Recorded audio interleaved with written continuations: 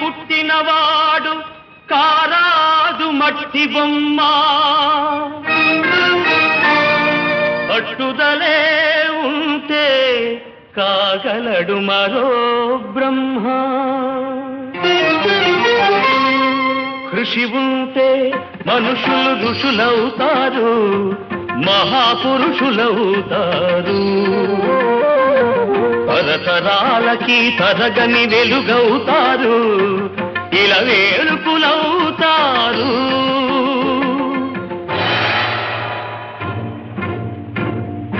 అడుగో అతడే వాల్మీకి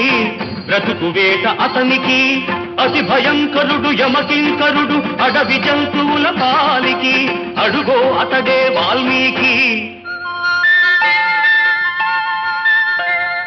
పాల పిట్టల జంట వలపు తేనెల పంట